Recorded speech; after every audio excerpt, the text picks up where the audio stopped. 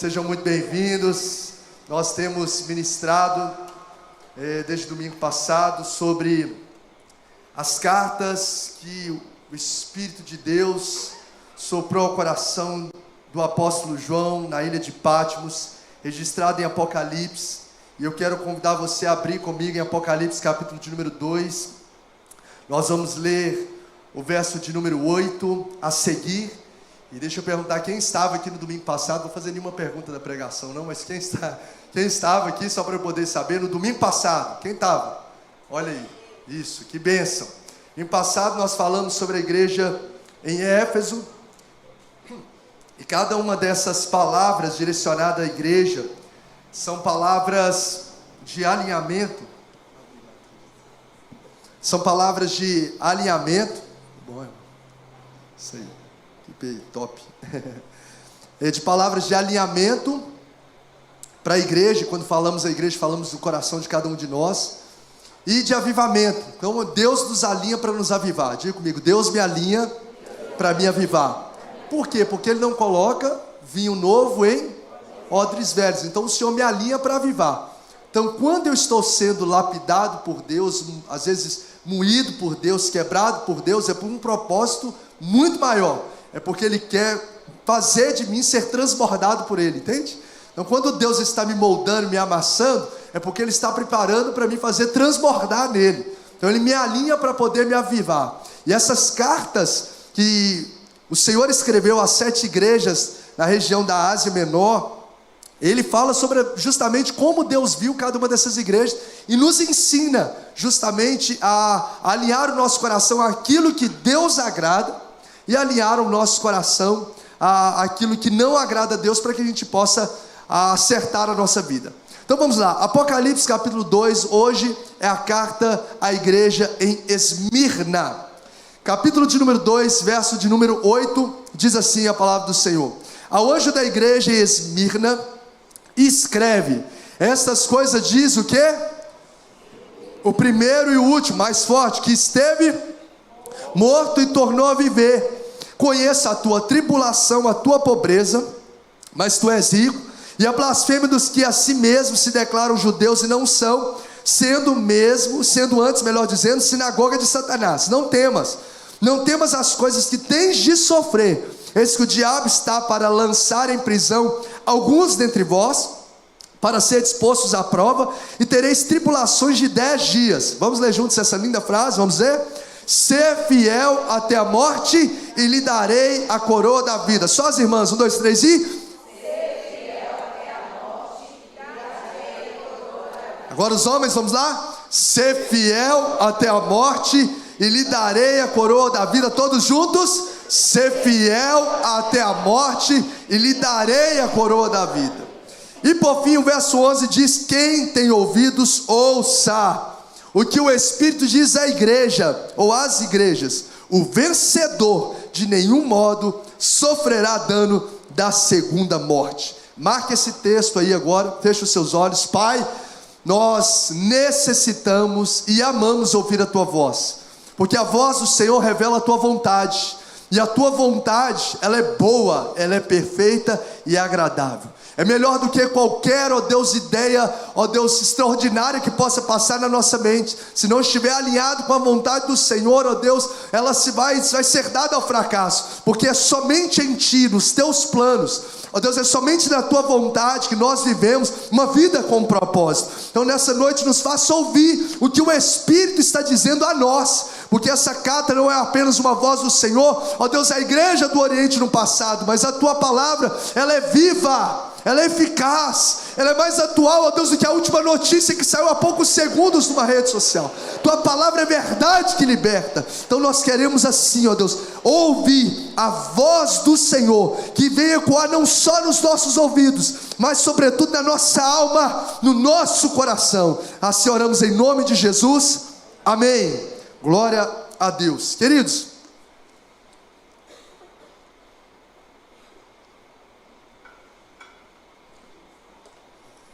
dessa vez nós vamos falar sobre a igreja de Esmirna, uma corrida rumo à coroa da vida. Deixa eu ligar aqui. Bom, Dessa vez não foi, né? Dessa vez a gente não levou o Hexa aí, tão almejado. E eu fiquei pensando sobre isso nesse período da Copa do Mundo, o quanto que a cultura brasileira carrega a Copa do Mundo de uma forma muito forte, muito forte. É muito forte na cultura brasileira a Copa do Mundo. Prova disso é que tudo gira em torno da Copa quando é o período da Copa. Tem alguém aqui que trabalha no comércio ou em escola, que teve o horário de funcionamento alterado por causa do jogo do Brasil? Tem alguém? Os outros vocês ficaram que vocês não fazem, não trabalham, não estudam, não fazem nada? Eu estava só vindo em casa, pastor. Deixa eu ver, eu perguntar de novo. Quem aqui teve algum horário alterado no comércio, onde está, no trabalho, na escola, na faculdade? Agora apareceu aí, graças a Deus. Olha para você ver. Perceba só, as coisas giram em torno da Copa. Horário de funcionamento, né, do comércio, as programações, você vai... Nesse período a gente passa lá no Instagram como rede social, você só vê todo mundo aproveitando o assunto do momento e postando algo relacionado, sim ou não? Algo relacionado à Copa, os noticiários, as televisões, as conversas no ambiente de trabalho. Até a gente estava nas confraternizações agora, desse final de ano, dos ministérios, vem o assunto da Copa, vem falando do jogo, cada um com a sua percepção. É muito forte essa cultura da Copa do Mundo no Brasil. E é tão forte, por exemplo, o YouTube, né? Uma plataforma conhecidíssima, uma plataforma que já rodou aí tantos assuntos, já transmitiu tantas coisas ao vivo, e o recorde da plataforma foi agora na Copa. Teve um canal que foi mais de 5 milhões, se não me falha a memória, quase 6 milhões de pessoas assistindo ao vivo. Então, o recorde de pessoas ao vivo na plataforma, desde quando o YouTube foi criado, foi justamente na Copa do Mundo. Não teve política, período de política, nada que bateu a Copa do Mundo. Então, para você ver o quanto que isso está enraizado. Por quê? Porque tem uma expectativa muito enorme para conquistar essa taça. Há uma expectativa enorme dos jogadores. Porque conquistar uma taça, né, a taça de ouro, essa taça da Copa do Mundo, é o ápice da vida de qualquer jogador. Eu nem conhecia muito bem o time, que eu estou meio desconectado de futebol, só sabia do Neymar. Mas eu comecei a conhecer um monte de menino, Richards, que eu não conhecia, o Cassimiro, né? Eu comecei a conhecer, quem já ouviu falar esses nomes aqui? Então, eu comecei, porque a Copa do Mundo é o ápice da vida do jogador. É o sonho, é o mais alto pódio de sucesso da carreira de um jogador. Para a gente não deu certo levar essa taça aí de ouro, né, o hexacampeonato, mas está tudo bem. Essa taça aí, gente, ela é tão almejada, essa taça, que pegaram o print de uma tela de um celular. De que é essa tela de celular, gente? Vocês são tudo assim, né? Já quero até a tela. Todo mundo ficou sabendo, a tela dele como algo assim, é o que ele visualizou, colocando nos seus olhos, porque é o que eu almejo alcançar. É o que ele mais vislumbra alcançar na sua caminhada, é justamente essa taça de ouro. Bom, tudo bem, vida que segue, acabou a Copa para nós, né, brasileiro, e eu estou lendo esse texto aqui de Esmirna, né, Jesus dá uma palavra para a igreja aqui de Esmirna, que hoje atualmente se chama Izmir e fica na Turquia. A Esmirna era uma cidade muito pomposa, era uma cidade bela na Ásia Menor. Ela era uma cidade muito marcada por coisas muito vislumbrantes, muito nobres, muito ricas. Talvez semelhante ao Catar, né? Onde foi a sede da Copa desse ano. E algo interessante sobre a cidade de Esmirna, aí é uma foto, obviamente, né, do contexto da época. Essa cidade era a sede principal dos Jogos Olímpicos e Atléticos do mundo da época. O mundo da época se convergia e olhava para Esmirna todos os anos. Lá não era algo que acontecia a cada 4 anos, mas todos os anos tinha os jogos, elas tinham templos suntuosos, e ela tinha um estádio muito suntuoso, muito lindo, onde o mundo todo se convergia como na Copa, para poder colocar os olhos sobre Esmirna. Os jogadores, que eram Jogos Olímpicos e Atléticos, naquela época, eles almejavam conquistar, não uma taça de ouro, como nós vimos aqui, mas uma coroa de louro. Naquela época, a taça de ouro para nós hoje, era uma coroa de louro para eles. Já viu aquela coroa de louro da antiguidade? Aquilo ali era o seguinte: alcançar aquilo para o jogador era o ápice da vida dele. A cidade que ganhasse, o país que ganhasse, era euforia. Os olhos estavam voltados e todo mundo almejava conquistar essa coroa de louro. Então, alcançar uma coroa de louro na cidade de Esmina era alcançar uma vitória gloriosa, uma vitória de impacto mundial. Alcançar uma coroa na cidade de Esmina era o maior sonho do jogador da época, era o ápice dessa carreira, porque Esmina, a sociedade de Esmina, sabia o valor de uma coroa, sabia a nobreza dessa coroa de louro, sabia o quanto que era valiosa e honrosa carregar uma coroa de louro. Da mesma forma em que nós sentimos assim esse vislumbrante por uma taça de ouro, eles tinham pela coroa de louro. Jesus, como um pedagogo extraordinário, Jacó, que fala ao coração das pessoas de acordo com a realidade que ele vive, a gente começa a ver vislumbres do porquê que Jesus disse o quê? Vamos ler juntos? Ser fiel até a morte e eu te darei ao que, gente? A coroa da vida. Nenhuma outra igreja das 7 igrejas da Ásia recebe como uma palavra de recompensa uma coroa.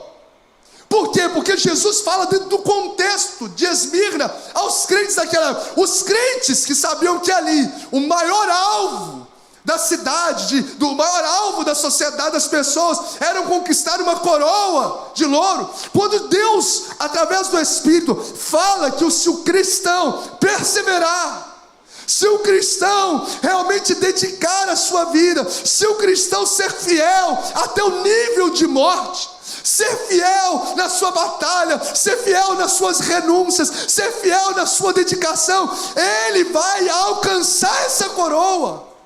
Ele vai alcançar, ele vai poder receber esse ápice, ele vai poder vivenciar essa glória que é dada. Então, quando os cristãos de Esmina ouvem sobre isso, eles entendem com muita clareza que Jesus está dizendo: olha, os desafios são grandes, os desafios são realmente ferrenhos, mas se você for fiel até a morte, vocês vão receber, não é uma coroa de louro, vocês vão receber a coroa da vida, porque a coroa de louro, ela perece, ela vai morrer daqui a alguns tempos, mas a coroa da vida, a sua glória eterna. Sabe o que Jesus está falando? Tira os olhos da terra e comece a olhar para a eternidade. Você vai passar por lutas e provações, mas se prepare que você serve a um Deus que Ele é fiel. Quando você é fiel no pouco, Ele te colocará sobre o muito. A tua fidelidade nunca será em vão, a tua perseverança no Senhor nunca será em vão, a tua dedicação no Senhor nunca será em vão. Deus está falando comigo aqui. Tem pessoas que estão passando pelo vale de Baca, que é o vale de lágrimas. Você está passando por lutas inimagináveis, mas tem vivido na fidelidade ao Senhor, tem vivido na fidelidade ao Senhor, na dependência, na oração. Ele está falando: filho, filha, descansa o seu coração, porque eu sou um Deus fiel, eu sou um Deus que vou honrar. Você vai receber a vitória, a resposta, a recompensa do Deus que você serve. Oh, Jesus maravilhoso! Oh, Jesus maravilhoso! Nenhuma das nossas lágrimas do Senhor são irmão. Pode ler o verso de número 9. Conheço o teu sofrimento. Você serve um Jesus que contempla as lágrimas que ninguém vê. Conhece a tua tribulação. Pode ninguém estar dimensionando a dor que está na tua alma, mas existe um Jesus que te sonda e conhece. Sabe quando você se assenta, sabe quando você se levanta, esquadre o seu deitar, esquadre o seu andar. terra e conhece os teus pensamentos. A palavra nem chegou na tua boca e Ele sabe cada uma delas.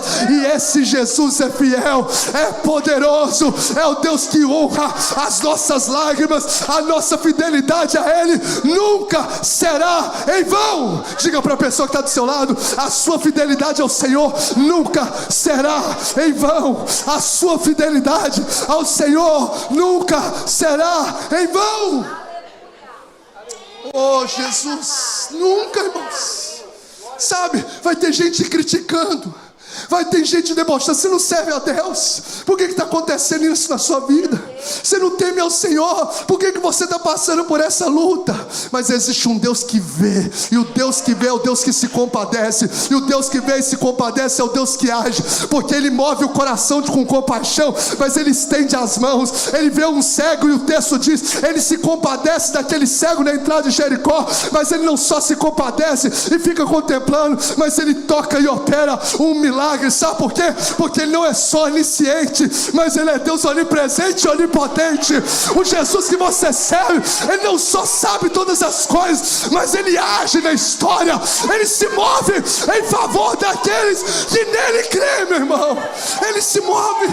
Você serve um Deus que é vivo, você serve a um Deus que é todo poderoso, você serve a um Deus que não nos desampara. Nunca vi um justo perecer, nem a sua descendência mendigar o pão. Você pode dar um glória a Deus? Você pode aplaudir a Jesus? Você pode exaltar esse Deus glorioso que nós servimos? Oh, aleluia.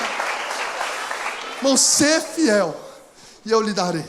Olha aqui, ó, olha o condicional da nossa fidelidade ao Senhor: jamais seremos desamparados por eles. Nós receberemos aquilo que é mais glorioso que a gente imagina. Mais glorioso é o que a cidade de Esmina tinha como vislumbre de algo extremamente pomposo, glorioso, satisfatório. É que Jesus usa como figura para falar a você: eles vão receber essa coroa, mas é coroa de vida. Essa coroa de vida vocês vão receber. Ou seja, olha como você vê a cidade, os jogadores todos extasiados. Pega essa palavra, meu irmão. Você está vendo esses jogadores todos extasiados? É o que eu tenho para você. O seu problema de hoje não te define. O problema que você vive hoje não é o seu final.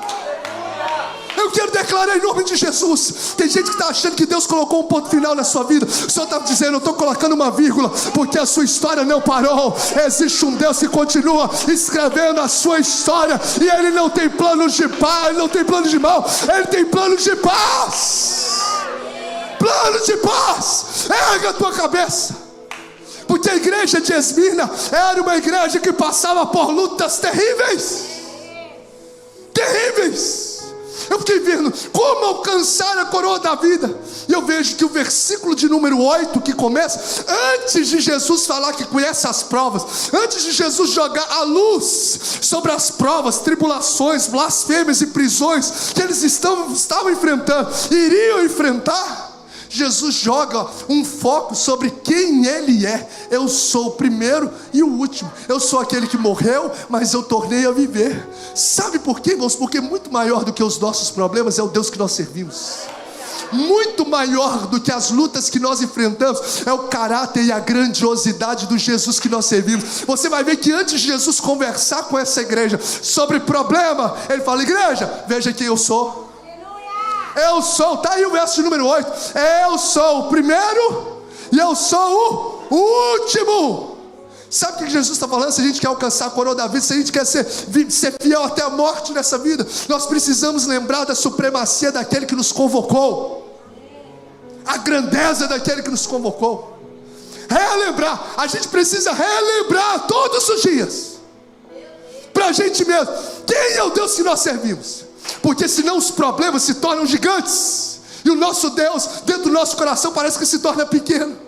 porque a gente acha que o problema vai nos matar, a gente acha que a situação não vai ter jeito, a gente acha que a porta não vai se abrir. O que é isso? É uma declaração de que você está dando mais foco no problema do que em Deus, porque quando você olha para Deus, você vai ver que seus problemas são nada, porque você serve, eu sirvo um Deus que é todo poderoso, que é o El Shaddai, é invencível, é o Senhor dos exércitos, nunca perdeu uma batalha, é o Deus fiel. Comece a trazer à memória a grandeza desse Deus que você serve.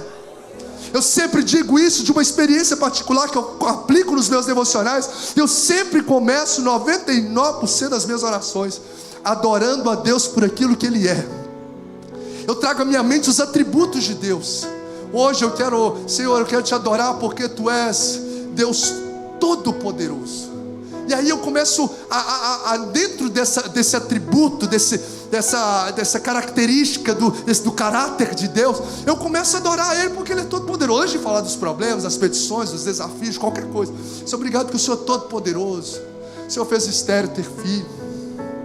Você fez o Abraão idoso ter filho, a esposa idosa Estéreo ter filho. O Senhor, ó Deus, sustentou o povo no deserto 40 anos, não tinha comércio, não tinha água potável, não tinha casa, não tinha nada. O Senhor sustentou, o Senhor colocou tonelada de comida todo dia durante 40 anos. Não é só você abrir sua porta, ter comida na sua porta todos os dias. De onde veio? Do céu.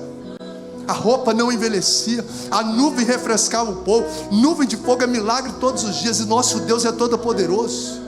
Um Deus que dá provisão para uma terra que está seca, um Deus que faz com que vale de ossos secos recebam vida, um Deus que o enfermo tem que se submeter à sua voz, a enfermidade tem que sair porque Ele opera o milagre da cura. Um Deus que endemoniados pode ser 1, pode ser 6.000, vai ser liberto porque há poder no nome dEle. Aí eu começo a orar, irmãos, a adorar a Deus por aquilo que Ele é. Ele é todo poderoso. Estou falando de um atributo de Deus. Imagina você começar a adorar Ele porque Ele é fiel. Ele nunca desamparou. Passarão os céus e a terra, mas a tua palavra não passará. Não haverá impossíveis em todas as suas promessas. O Senhor é fiel. Ainda que eu seja infiel, o Senhor permanece fiel, porque o Senhor não pode negar a si mesmo. O Senhor prometeu para o povo e o Senhor honrou. O Senhor colocou o povo na terra prometida. Não tinha gigante que parava o povo, não tinha muralha de Jericó que parava o povo, não tinha nada que parou o povo. O Deus que eu sirvo é fiel. Aí quando nós começamos a vislumbrar, trazer para o nosso coração, para a nossa mente, a grandeza de Deus, aí eu vou chegar diante de Deus e falar: Senhor, preciso de uma porta de emprego, uma porta de emprego, um Deus que ressuscita mortos, uma porta de emprego, um Deus que cura enfermos, um Deus que é dono do ouro, da prata, sem nada. Aí os nossos problemas ficam assim, ó. E aí a gente começa a viver na essência da palavra. A gente não anda por vista, a gente anda por fé, porque a gente anda olhando para aquilo que para quem faz, e não para o problema que nos grita diante dos olhos. Não é ali os 12 anos de enfermidade que vão governar a minha mente. Eu olho para Jesus, eu vou tocar nele com a minha adoração. Então antes de Jesus, olha aí, o verso começa: essas coisas diz quem? Antes dele falar do problema, o primeiro e o último, o que esteve morto e reviveu. Então Jesus que você serve, Ele é o primeiro e Ele é o último. O primeiro aqui não é porque Ele é a origem de todas as coisas, não, é primeiro em supremacia. Ele é a prioridade das prioridades. Ele é o primeiro e o último. A Bíblia diz que Ele é o alfa e o ômega, a primeira e a última letra do alfabeto grego.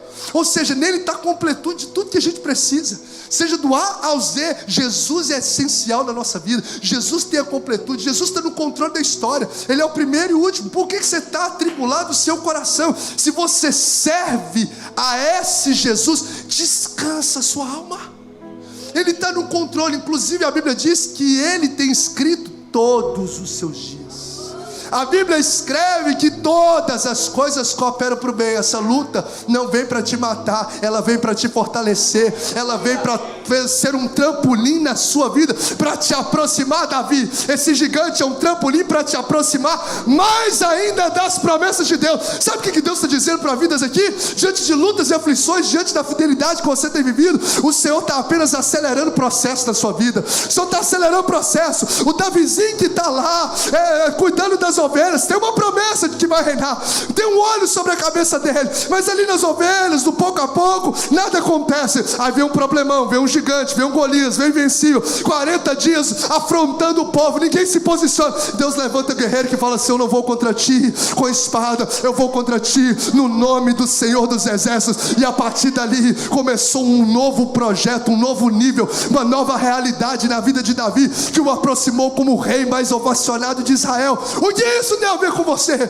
Esse gigante que está diante de você é um trampolim para acelerar as promessas de Deus na sua história. Para acelerar as promessas de Deus na sua história. Você recebe? Então, se você entende isso, você precisa parar de ver o problema como um problema. Você precisa começar a adorar a Deus no meio do problema. Porque esse problema não é mau, é bom. É você olhar da perspectiva de Deus e permanecer fiel a Ele.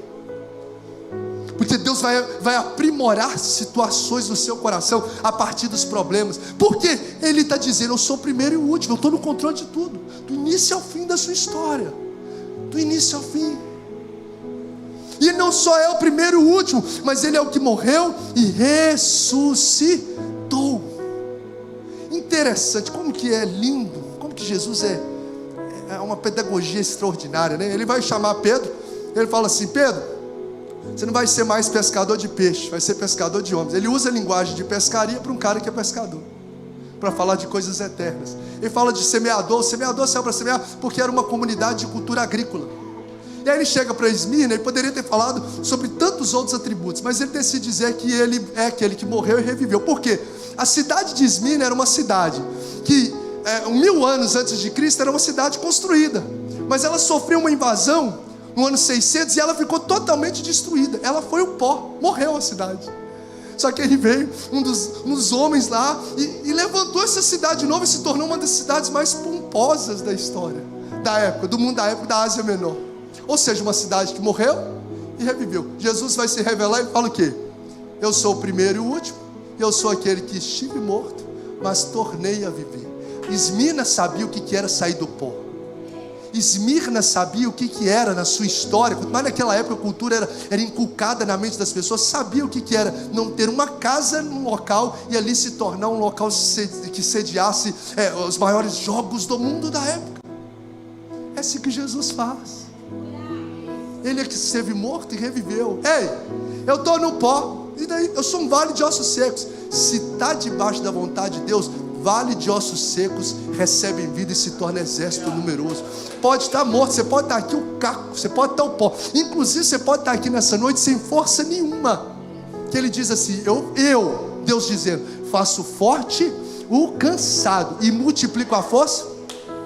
Ô Elias, eu multiplico a força de que não tem nenhum vigor. Você entra nessa caverna achando que vai morrer, come aí o que o anjo está te dando. Você vai andar 40 dias sem comer nada, porque eu sou o Deus que multiplica a força para quem não tem nenhum vigor. Vem um tempo de renovo sobre a sua vida, vem um tempo de renovo sobre a sua saúde física. Eu quero dizer mais, vem um tempo de renovo sobre a sua saúde emocional.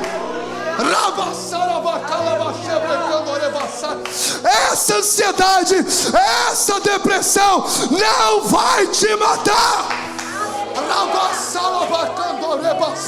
Há um sopro de Deus nessa noite sobre a sua vida. Você achou que não conseguiria se reerguer novamente, mas o Senhor vai multiplicar a tua força nessa noite e te colocar de pé.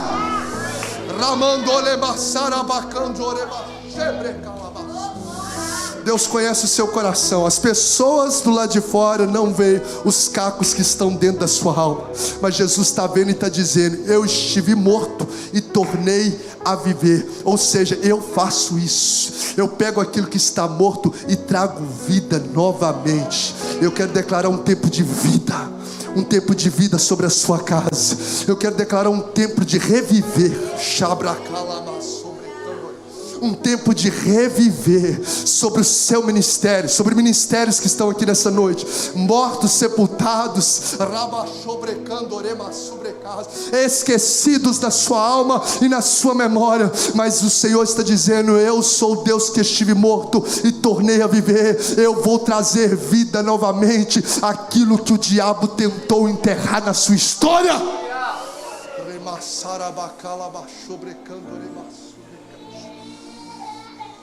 Oh, Jesus. Deus está neste lugar, queridos. Há um carinho de Deus no seu coração. Muito obrigado, Jesus. Você pode orar ao Senhor. Você pode orar ao Senhor.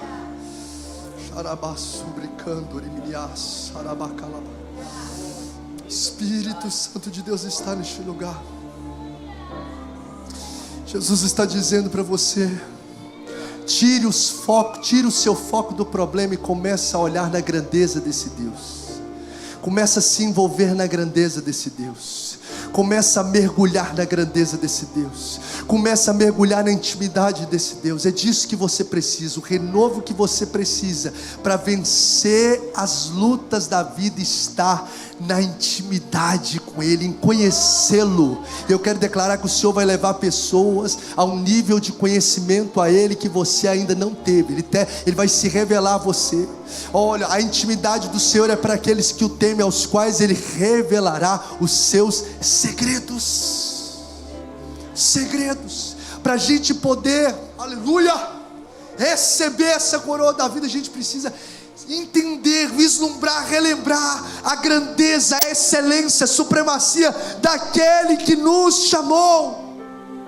A gente tem que entender, caminhando para o encerramento, a gente tem que entender como o verso 9 e 10 nos mostra. Além de vislumbrar a grandeza, entender que essa batalha, que o desafio do jogo é uma realidade. Irmãos, a gente precisa entender, essa igreja era uma igreja extremamente fiel.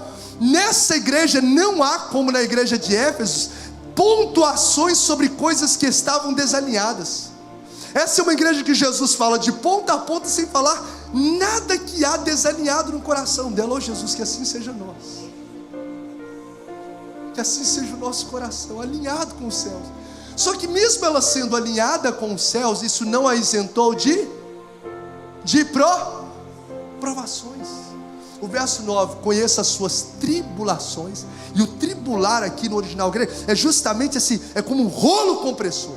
Eram lutas mesmo, não era probleminha não. Conheça a tua tribulação, conheça a tua pobreza. E era financeira mesmo, porque o governo da época, porque eles não prestavam adoração ao imperador, confiscava dos seus bens, confiscava os bens dos crentes. Então eles passavam privações financeiras.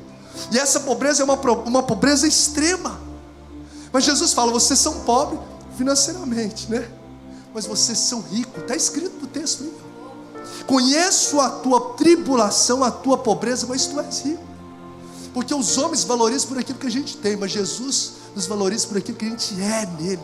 Ele vê a verdadeira riqueza está no ser e não no ter. A verdadeira riqueza, ouça, está no ser e não no ter. Vai ler as bem-aventuranças. São 8 bem-aventuranças em Mateus 5. Bem-aventurado, o que está escrito lá? Os humildes. Bem-aventurado os puros. Bem-aventurado os mansos. Bem-aventurados. Todas as 8, bem-aventurado significa que é extremamente feliz. O que isso quer dizer? Todas as bem-aventuranças estão atreladas ao ser e não ao ter. Porque ser extremamente feliz não tem a ver com aquilo que eu tenho, tem a ver com aquilo que eu sou em Cristo. E às vezes a gente morre para tentar nessa terra, gasta energia, gasta dom, de forma assim, de forma desequilibrada com a vida com Deus, com a vida familiar, em prol do ter, sendo que a felicidade está no ser em Deus. A gente entende? Somente em Cristo há plenitude de alegria. É na presença dEle, na comunhão com Ele, eu tendo, ou se eu tiver, maravilha, se eu não tiver, louvado seja Deus, porque a minha alegria não está atrelada às circunstâncias da vida, a minha alegria está em estar nele. Então por que é importante eu entender isso? Porque às vezes você está passando, você é fiel, você está em oração, você está em consagração, você está em jejum, você serve ao Senhor, e às vezes está passando por luta como Esmirna, que olhava ao redor e via muitas coisas pomposas ao seu redor, mas ela mesma estava passando por um momento de tribulação. É entender que ser cristão, fiel ao Senhor, não nos isenta de passar por provações severas da vida, e que essas provações precisam ser vistas não como os problemas que vão nos afundar, como eu disse agora há pouco, mas precisam ser vistas como uma lapidar de Deus, uma oportunidade de eu estar alinhado ao que Deus realmente quer que eu alinhe. não deixe, quando você estiver passando por provações, por lutas, não permita os seus lábios ser tomados de murmuração, mas de adoração. Na hora que você for reclamar, Jesus, louvado seja teu nome, porque o Senhor cuida de mim, o Senhor nunca me desamparou. Traga a memória que te traz esperança. Coloque os seus olhos nele, e você vai perceber como que Deus cuida de você. Eu encerro. O sofrimento, eu notei que o sofrimento prova a nossa fé. O sofrimento testa a nossa firmeza de fidelidade ao Senhor. O sofrimento, ele é visto por Deus, e o sofrimento, ele é recompensado. Ou seja, quando a gente é fiel ao Senhor, o Senhor recompensa as nossas lutas. O Senhor, ele de forma graciosa, ele recompensa. E por fim, além da gente olhar para aquele que nos convocou, de saber a realidade dos desafios que a gente enfrenta, a gente precisa entender e colocar os olhos na nobreza do prêmio, igual o Neymar fez, né? Colocou lá os olhos na taça de ouro, a tão sonhada taça de ouro. E o texto nos fala que ser fiel até o fim, e te darei a coroa da vida. Gente, a vida nessa terra vai passar. O vencedor, ao que vencer, não passará pela segunda morte. Ou seja, existe uma segunda morte. Existe, além da morte física, uma morte eterna. Mas para a gente não passar por essa morte eterna, é ser fiel ao Senhor. E esse ser fiel até a morte não é ser fiel até o último dia de vida que esse texto está querendo dizer. É ser fiel até o último dia, não. É ser fiel até a intensidade de morrer por Ele. É uma fidelidade intensa. É uma fidelidade em que eu não negocio os meus princípios, porque eu sou fiel ao Senhor que me vê. É uma fidelidade que eu não vendo o meu chamado, porque o Senhor me vê. A minha fidelidade, às vezes, de perder alguns privilégios, algumas oportunidades, que às vezes aos olhos humanos sejam bons, mas estão desalinhados da vontade dele. Eu sou fiel até a morte. Porque esses cristãos se convertiam, se tornavam homens que corriam o risco de morrer por Cristo. Como morreu o Policarpo, que foi um pastor depois do João dessa igreja. O Policarpo morreu. Ser fiel até a morte, e lhe darei a coroa da vida. Deixa eu te falar, para a gente encerrar aqui.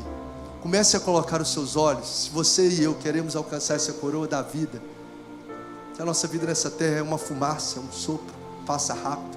E o que é de fato a taça de ouro, a coroa de louro, é a coroa da vida, que de fato deve brilhar nos nossos olhos, está na tela do nosso celular. Se você quer viver isso, peça ao Senhor: Senhor, crave nos meus olhos a eternidade. Sabe, a gente vive como cidadãos às vezes só da terra, e a Bíblia diz que nós somos cidadãos dos céus. A gente está gastando energia só por coisas aqui nessa terra. Jesus está falando: comece a priorizar as coisas espirituais da sua vida. Comece a priorizar aquilo que é eterno. Comece a colocar o seu tempo para as coisas que são eternas. Olha, dá uma olhada na administração do seu tempo. Quantas coisas você pensa sobre eternidade, que vislumbram as coisas que são espirituais, e quanto tempo você gasta na sua vida vislumbrando as coisas que são materiais? O foco nosso, o descanso da nossa tela deve ser justamente aquilo que é a glória de Deus, a presença de Deus, a vontade de Deus. E é esse o chamado de Deus. A vida é uma fumaça, gente. É breve. A Lu deu testemunho aqui no primeiro culto. O meu sogro, pela glória, para a graça de Deus, estava aqui. Era segunda-feira, veio visitar a gente. Na segunda-feira vamos fazer um procedimento aqui na pele, queimar lá umas manchinhas que estavam dando, tal, aqueles negócios. E aí, no meio daquele processo, ele tem ali, eu vou falar na linguagem simples, não médica, mas é como um infarto ali. Ele sente uma dor ali, uma dor que às vezes até desmaiou, né? E teve ali um momento, nós chegamos, fomos buscar ele, levamos ele para a Unimed, já teve que ir direto para a UTI. E quando eu peguei meu sogro, eu falei: meu Deus do céu, quando eu fui buscar ele nesse consultório, o médico fazia um negócio de pele. Eu olhei para ele, ele estava assim, branco, daqui, assim, a ponta, que isso, desfalecido praticamente, não tinha nem força para vomitar. Eu falei: meu Deus do céu, Saiu lá de casa com um netinho de boa, e ali em poucos minutos estava quase indo a óbito. A graça de Deus é tão linda, porque em Ecoporanga, onde ele mora, não tem nenhuma estrutura hospitalar. Se tivesse acontecido isso com ele lá, com certeza ele não teria sobrevivido. Mas o Senhor permitiu. O Senhor, mesmo que a gente não vê, o Senhor está trabalhando, o Senhor está cuidando, o Senhor está preservando. E aí, segunda-feira, ficou internado até quinta. Hoje estava aqui, no culto, de pé, fortalecido, renovado. Você pode aplaudir o cuidado de Deus, a soberania de Deus, o milagre de Deus. Diga assim: mesmo que eu não veja, o Senhor está trabalhando, o Senhor está cuidando de você. Eu vi uma biografia, estou terminando de ver a biografia do pastor Márcio Valadão, inspiradora demais. E um dos pastores dele conta um testemunho de que antes dele ser pastor, ele era sequestrador, assaltante. Ele saltava banco, tinha uma quadrilha. E eles viram um dia o pastor Márcio Valadão andando ali na Lagoa da Pampulha, fazendo caminhada. E eles falaram: olha, aquele lá é o pastor daquela grande igreja, vamos sequestrá-lo. E elaboraram um plano para sequestrá-lo. Eles já eram profissionais. E aí eles elaboraram um dia do pastor Márcio caminhando na lagoa. O senhorzinho lá, tá, o jeitinho dele, nossa. Eles dentro de um Corolla novo, falaram assim: nós vamos pedir uma informação, na hora que ele parar, a gente sequestra ele, traz ele para dentro do carro. E aí passando, na hora que passou do lado dele, foram abrir a janela do Corolla para pedir a informação. A janela de um carro novo não abriu. Aí, para não dar suspeita, eles deram a volta de novo na lagoa. Não sei como é que é lá a dimensão toda, mas deram a volta. Ele falou que na segunda vez eles falaram: vão abrir a porta e já puxa. E quando estava, não era gente amador, era gente profissional nessa questão de sequestro. Na hora que ele vai abrir a porta, destravei. Não abriu a porta. Ele falou: gente, não, vamos ter... Foi dar a terceira volta. Na hora que ele está indo na terceira volta, passa uma patrulha que faz ali ao redor da... E eles, meu Deus, aí eles foram embora. O senhor Márcio continuou caminhando. Depois esse cara foi preso. A família dele começou, a mãe dele, que era uma serva de Deus, não era da Lagoinha, mas começou a ser assistida pela Lagoinha, recebia cestas básicas, ajudava no pagamento de conta de luz. Essa mulher começou a passar muita provação e ele ficou sabendo lá da cadeia. Como é que esse povo faz isso sem conhecer a mãe, nem membro de lá? O que é isso? Começou a tocar o coração dele. E hoje ele começou, quando ele saiu da cadeia, começou a visitar a igreja, se converteu, começou a servir, e hoje é um dos pastores da Igreja Batista da Lagoinha. Você pode aplaudir Jesus. Sabe por quê? Mesmo que você não veja, existe um Deus que está trabalhando.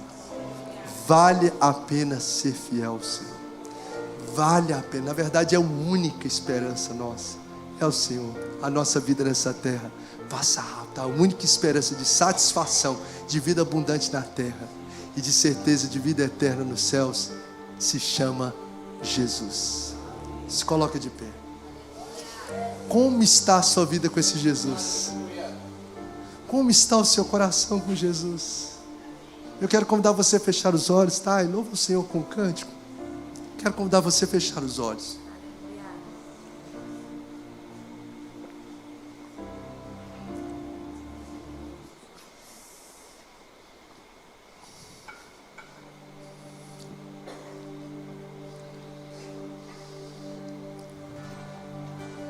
Esse encerramento eu quero fazer 2 convites, para a gente poder orar encerrando.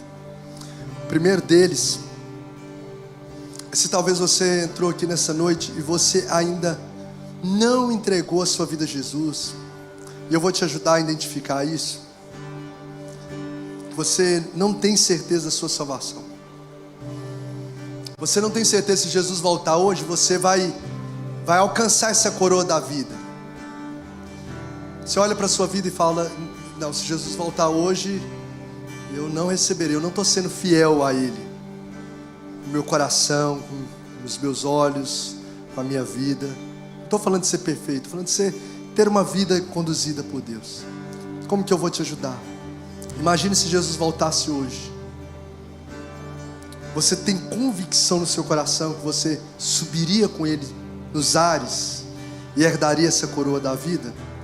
Se você não tem essa convicção, não importa a sua religião, não importa nem se você é membro da igreja aqui, se você toca, se você canta, não tem nada a ver com isso, tem a ver com o caráter, tem a ver com o nosso coração em Deus. Você diz: pastor, eu preciso hoje entregar a minha vida a Jesus. Ou quem sabe você está aqui e você já andou com o Senhor, mas você não está sendo fiel ao Senhor.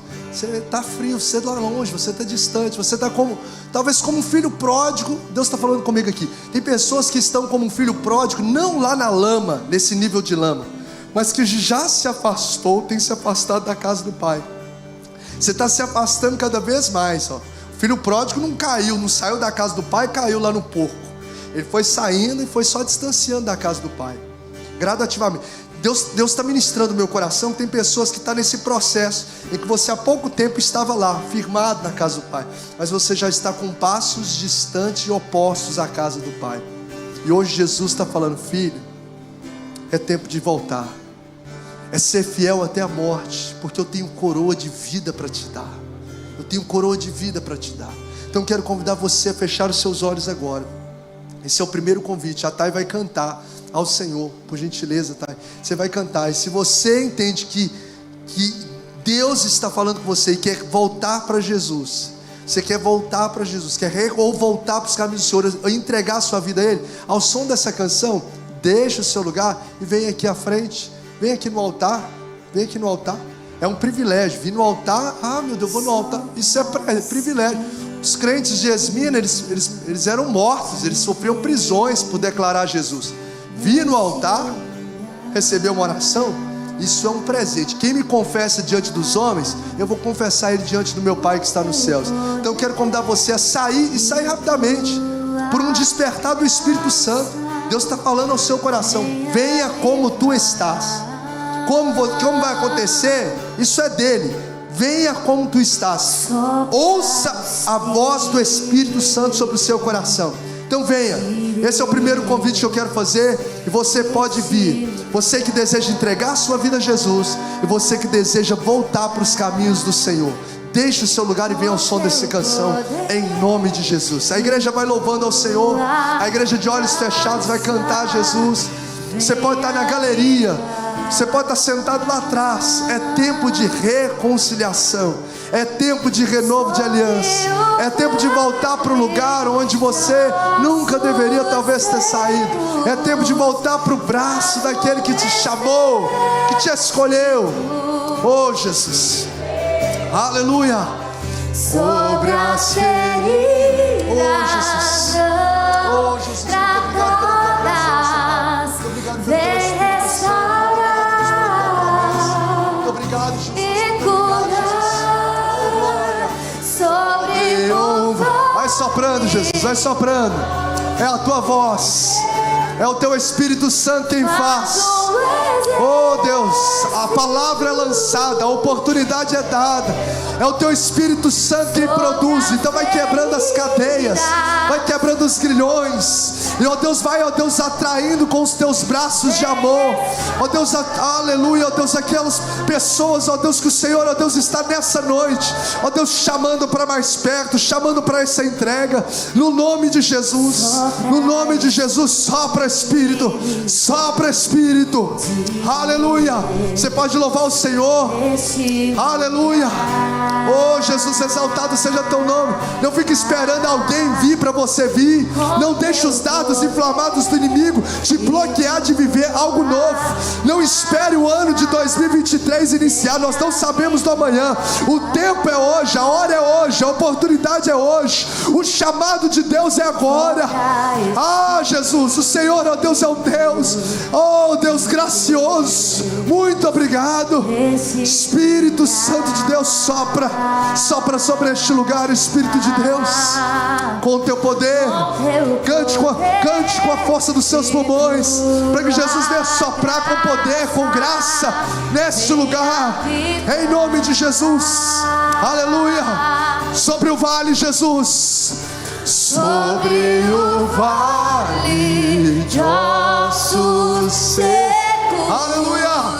Faz o exército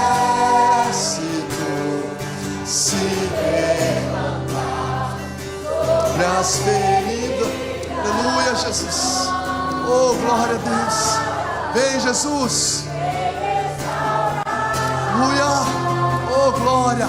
Curar sobre o vale. Sobre o vale. Nosso seco. Faz um exército Se levantar. sobre as feridas. Oh, Jesus. Vem O segundo e último apelo que eu quero fazer. Existem pessoas do primeiro apelo que Deus está pedindo para você se posicionar. Eu tenho plena convicção. Existem pessoas do primeira oportunidade. Deus está falando para você vir, para você dar o passo público. Você precisa fazer isso. Talvez você fez aí, eu fiz aqui no meu cantinho. Hoje Deus está dizendo para você, 99% dos chamados, dos apelos que eu faço é do lugar onde a pessoa está. Mas hoje o Senhor tem algo para fazer em vidas aqui na frente. Então eu não vou insistir com você, porque é uma oportunidade do céu para o seu coração. Mas você sabe, seu coração está tremendo aí diante de Deus. Há uma voz que ecoa na sua alma dizendo: vai. É o chamado de Deus, é o chamado de Deus. Não se preocupe com o que os homens vão pensar, se preocupe com o que o Senhor vai pensar. Ele quer até fazer isso, porque isso vai se tornar um testemunho na sua vida. O segundo apelo que eu quero fazer, isso pode vir, nós já temos um irmão aqui à frente, louvado seja Deus. Se tiver mais pessoas, pode vir, eu creio que tem mais pessoas além dele, pode vir. Deixa eu fazer o segundo apelo, segundo chamado, segundo convite para a gente finalizar.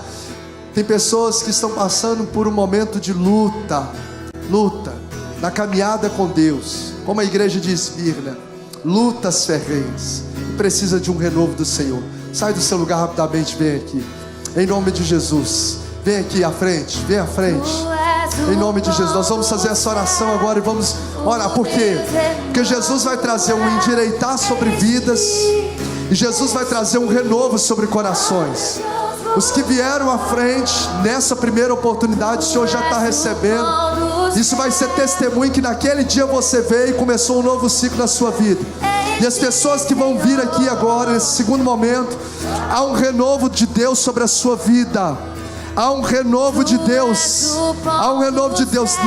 Não se esmoreça, porque existe um Deus que vai te colocar de pé, porque Ele esteve morto e reviveu, e Ele vai colocar você de pé nessa noite. Então eu quero convidar o pastor Tiago para fazer essa oração final em favor das pessoas que estão aqui à frente. Vamos cantar? Cante, meu irmão, cante ao Senhor. Cante ao Senhor. Cante ao Senhor. Cante. Agora você não vai orar, você vai cantar. Cante a grandeza dele, igual Ele se revelou para Esmirna. Cante. Aleluia. Aleluia. Vamos lá mais uma vez. Declare a grandeza de Deus. Declare a grandeza de Deus. Eu cantarei. Faça igual Jesus fez com Esmirna. Vai trazendo à memória a grandeza do Deus que você serve. Vai trazendo à memória. Vai exaltando, porque Ele é todo poderoso, porque Ele é fiel. Oh, Jesus maravilhoso. Sim, Deus. Aleluia. Quão grande é o meu Deus. Jesus começa a derramar através do louvor agora o renovo do Senhor. Sim, Deus, vai derramando renovo sobre corações. Pessoas, ó Deus, que estão passando por vale de lutas, por provações, mas são homens e mulheres do Senhor. Começa nessa noite a trazer renovo sobre corações deles. Começa a trazer renovo, ó Deus, sobre a mente. Começa a trazer renovo sobre as emoções. Aleluia. Pastor Tiago pode fazer essa oração final, impetrar a bênção apostólica aqui, em nome de Jesus, sobre a igreja. Adora Jesus. Aleluia. Oh, glória. E eu cantarei quão grande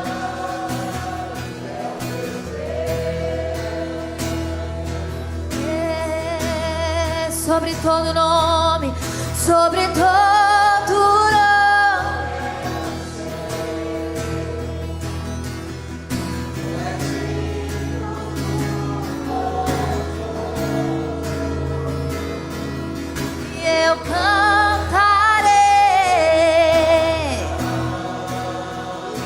é o meu Deus.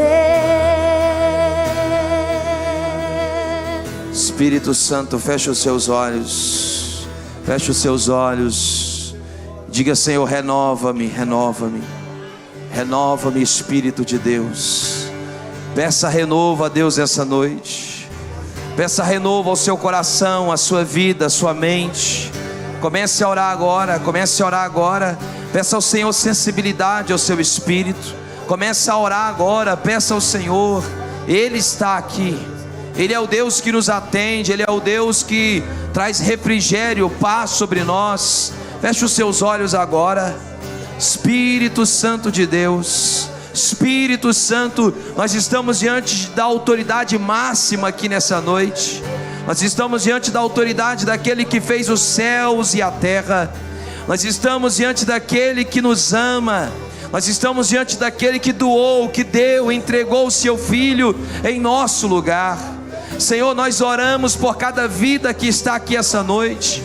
Nós oramos por aqueles que estão em casa, Senhor, porque cremos também que a oração não está presa a lugares, não está presa a ambientes, mas a oração, ó Deus, ela percorre os céus dos céus, ela percorre, ó Deus, a terra, Senhor.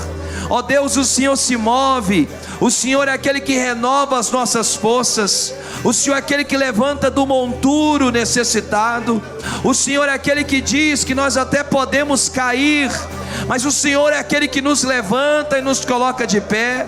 O Senhor é aquele que nos sustenta. Ó Senhor, aqui estão os teus filhos. Alguns ainda estão correndo, mas outros estão tão cansados, ó Deus, ó Pai, que pararam de correr e estão andando. Outros, Senhor, chegaram ao nível tão grande de cansaço que já não conseguem nem mais andar, mas estão caídos, prostrados. Mas a tua palavra diz que o Senhor é aquele que traz um renovo sobre nós, e a tua palavra nos diz que nós correremos e não nos cansaremos, voaremos com asas como de águias. Ó Deus, o Senhor é aquele que faz nova todas as coisas. Por isso, Senhor, o choro pode até durar uma noite, mas a alegria vem pelo amanhã. Ah, Senhor, o Senhor é aquele que renova, o Senhor é aquele que nos toma pela mão e diz: filho, eu estou contigo todos os dias, não só um mês, não só uma temporada. O Senhor não é Deus de temporadas, o Senhor não é Deus de temporadas, o Senhor é o Deus que está conosco todos os dias, todas as horas, aonde nós estivermos, o Senhor está conosco. O Senhor mostrou isso na sua palavra, é no templo, o Senhor estava lá com os teus discípulos, era nas casas, o Senhor estava lá, mas quando aqueles homens foram presos, o Senhor também estava lá presente com eles. Senhor, nós oramos para que haja um renovo nos corações, um renovo na mente, para que haja um renovo sobre cada pessoa aqui nessa noite, e nós oramos, ó Deus, para que, como foi ministrado aqui neste lugar, nós oramos agora, Espírito Santo, para que o Senhor, ó Deus, possa nos dar, Senhor, o entendimento da tua palavra, e que nós possamos correr, não uma corrida em vão, mas que nós possamos correr olhando para o prêmio que está preparado, olhando para aquilo que o Senhor reservou para nós, esquecendo das coisas que para trás ficam. Espírito de Deus, nós oramos, ó Deus, para que o Senhor gere em nós, grave em nossos olhos, ó Deus, a eternidade, grave em nossos olhos a eternidade. Senhor, que nós não venhamos nos perder no meio do caminho, que nós não venhamos nos perder no meio da caminhada. Sustenta-nos, ó Deus, que a nossa vida como cristão não seja, Deus, um exemplo negativo para as pessoas, mas que nós possamos ser um exemplo positivo para essas pessoas. Senhor, que nós possamos dar um exemplo, ó Deus, de que realmente nós estamos fazendo a corrida certa, de que realmente nós não estamos lutando por uma coroa corruptível, por uma coroa que se desfaz, mas nós estamos caminhando em direção a algo que é duradouro, que não cabe nesse tempo, porque é eterno. Por isso, Pai, gera isso em nosso coração. Espírito Santo, nós oramos por essa igreja, nós oramos por cada pessoa que está aqui essa noite. Pai, nós oramos, ó Deus, para que o Senhor nos dê a sabedoria, como foi dito aqui, Pai. Ó Deus, nós temos a Copa do Mundo, que acontece, ó Deus, de tempos em tempos, ó Senhor, mas às vezes nós fracassamos e nós perdemos essa Copa, como aconteceu, mas não deixa a gente perder a coisa mais primordial, que é a vida eterna, porque isso não tem mais volta. A Copa nós podemos voltar com outros jogadores, a Copa pode ter um renovo de pessoas, e nós podemos ganhar, mas a vida eterna não. Então Senhor, nos faça entender, queremos sair daqui com entendimento, de que nós não estamos correndo qualquer corrida, de que nós não estamos lutando por qualquer coisa, isso é muito valioso. Faça-nos, ó Deus, sairmos daqui hoje com uma urgência, um senso de urgência, de entender que nós estamos lutando pela nossa vida, que nós estamos lutando pela nossa vida, para que nós não venhamos sofrer a segunda morte, mas que nós possamos estar contigo eternamente, gozando daquilo que o Senhor preparou para nós. Ah, Espírito Santo, eu oro nessa noite, olha o que Deus está dizendo, eu oro nessa noite, para que caia sobre nós um batismo de realização, para que caia sobre nós um batismo de realização, para que quando você não tiver aquilo que você deseja ter nessa terra, que você já venha crer, que você tem muito mais do que você precisa, que esta seja sobre a sua vida uma realidade, e que o Senhor te leve nessa noite em paz e em segurança, que o Senhor guarde a sua mente e o seu coração, e que essa preciosa semente que foi lançada na sua vida, em nome de Jesus, venha produzir frutos a 30, 60 e a 100 por um. Que o amor de Deus o Pai, que a graça de nosso Senhor e Salvador Jesus Cristo, as consolações do Espírito Santo seja sobre você. E nós declaramos que o Senhor abençoe você, seus filhos, os seus netos e as descendências que virão até a volta de Jesus, porque nesta batalha você não tem que pelejar, e nesta corrida nós já somos considerados mais que vencedores. Semana abençoada para você. Não saia sem abraçar alguém, não saia sem dar um aperto de mão, não saia sem abençoar a vida de alguém. Deus abençoe você, Deus abençoe sua vida, e Deus abençoe sua semana, em nome de Jesus.